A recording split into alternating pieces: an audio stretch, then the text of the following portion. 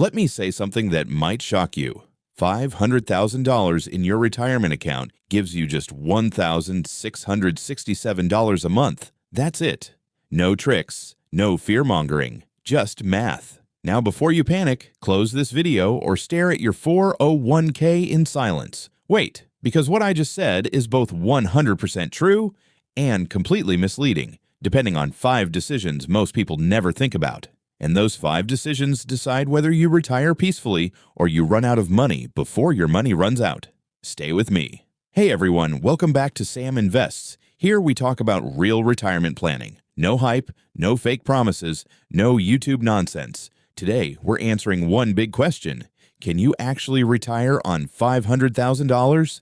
The answer may surprise you. Let's start with the simple math, because this is where most retirement confusion begins. There's a commonly used guideline called the 4% rule, and while it's not perfect, it gives us a starting point. The idea is straightforward. In your first year of retirement, you withdraw 4% of your total savings, and then you increase that amount slightly each year to keep up with inflation. So if you have $500,000 saved, 4% comes out to $20,000 per year, or about $1,667 per month. On paper, that sounds reasonable, but when you compare that number to today's real-world costs, rent, groceries, utilities, transportation, you quickly realize that in many parts of the country, $1,667 a month barely covers the basics. That's why focusing only on the size of your retirement account can be misleading. The real question isn't just how much you saved, but how that money fits into the rest of your retirement picture. This is where the first major factor comes in: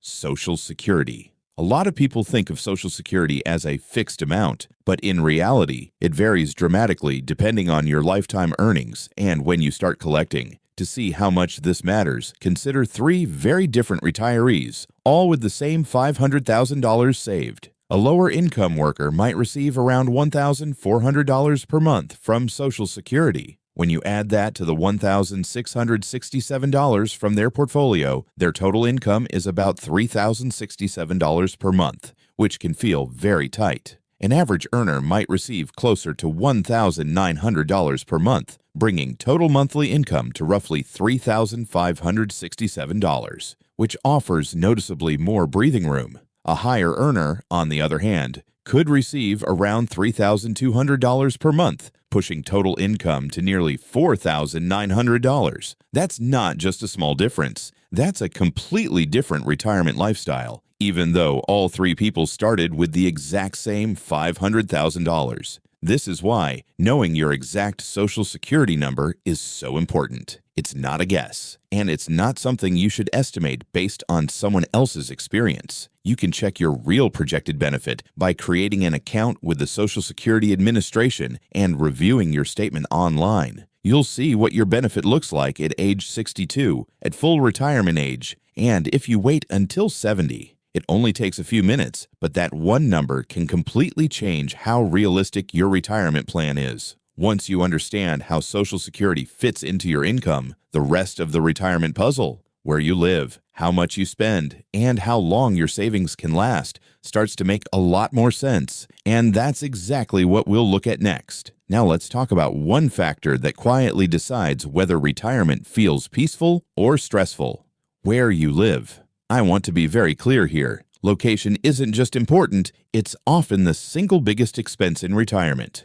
2 people can have the same savings, the same Social Security income, and the same withdrawal strategy, yet live completely different lives simply because of their zip code. Housing, utilities, groceries, transportation, and even healthcare costs all change dramatically based on location, and those differences don't just add up month to month. They compound over decades. Take Susan as an example. She decides to stay in New York City because her family is nearby, and emotionally, that choice makes sense. Financially, though, it's extremely tight.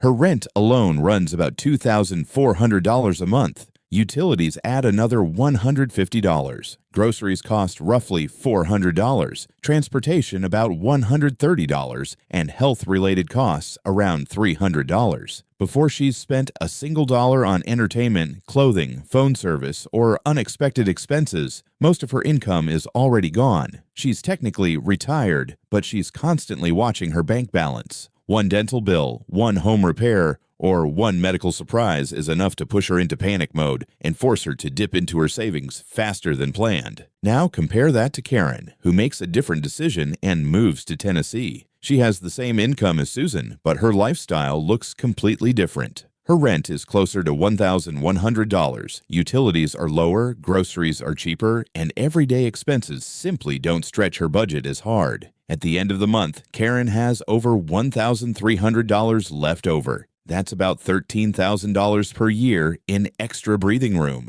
Over a 30-year retirement, that difference adds up to nearly $400,000 in additional spending flexibility. Same money, different location, completely different retirement experience. And this is the trade-off you have to understand before retiring, because every dollar tied up in a high-cost area is a dollar you can't use for travel, healthcare, hobbies, or peace of mind, which leads us directly into the next major challenge retirees face: healthcare costs.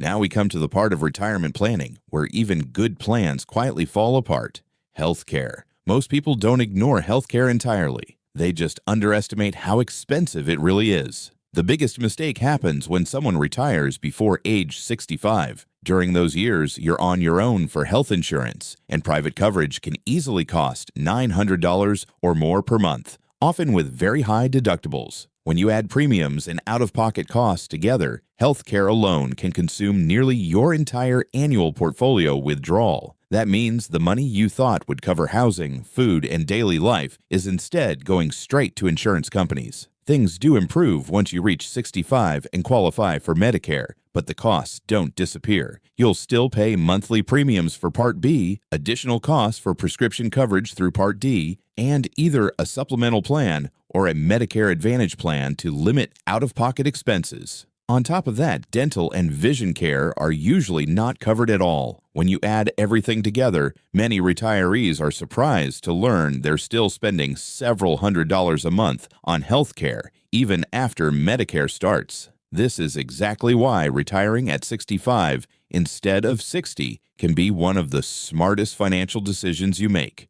It reduces healthcare costs, shortens the number of years your savings must last, and often increases your Social Security benefit at the same time. But healthcare is only half the battle. The other quiet threat to retirement is inflation. Prices rise every year, whether the economy is booming or struggling, and your savings don't automatically keep up unless they're invested. A budget that feels manageable today can become unrecognizable over time. A $3,500 monthly lifestyle now can easily require $4,800 in 10 years, over $6,400 in 20 years, and well beyond $8,000 by year 30. Groceries, rent, utilities, and medical costs all creep higher, slowly shrinking your purchasing power. This is why simply keeping retirement money in cash or low-yield accounts may feel safe, but over time it quietly erodes your ability to maintain the life you planned. That's why many retirees use a balanced investment approach.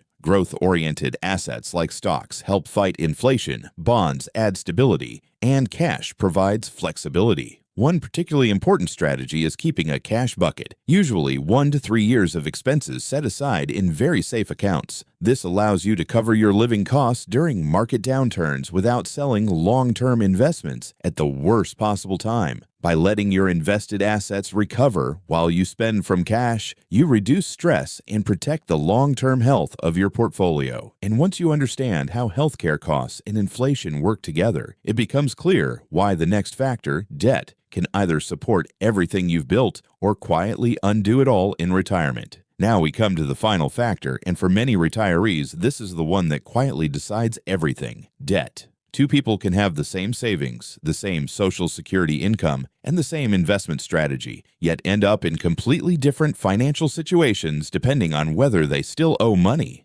Take Diana. She enters retirement with no mortgage, no car payment, and no credit card balances. Her monthly expenses are predictable and manageable, and because she doesn't need to withdraw large amounts from her portfolio, her $500,000 lasts comfortably. She has room in her budget for travel, emergencies, and small luxuries. And just as important, she has peace of mind.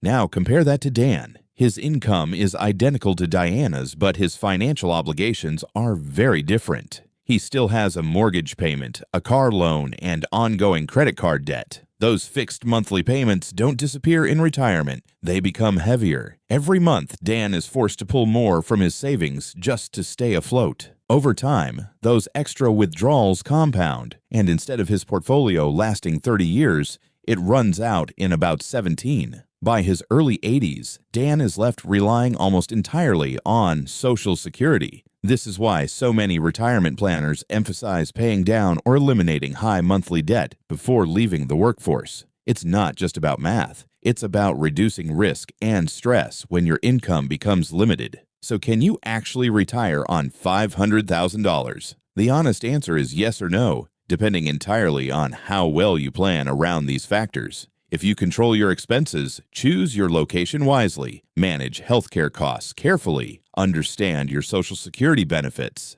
and reduce or eliminate debt, $500,000 can absolutely support a stable and fulfilling retirement. On the other hand, if you retire too early, lock yourself into a high-cost lifestyle, carry heavy debt, and ignore inflation, even $500,000 or much more can disappear faster than you expect. Retirement success isn't determined by one number in your account. It's determined by how all the pieces work together. That's the message I want you to walk away with today. Retirement isn't about having the most money. It's about having enough money to live the life you actually want without constant stress or fear. If this video helped bring clarity to your retirement plan, take a moment to hit the like button. If it made you rethink something, leave a comment and tell me which factor matters most for you right now. And if you want clear, honest conversations about investing and retirement, subscribe to Sam Invest. Thanks for watching, and I'll see you in the next video.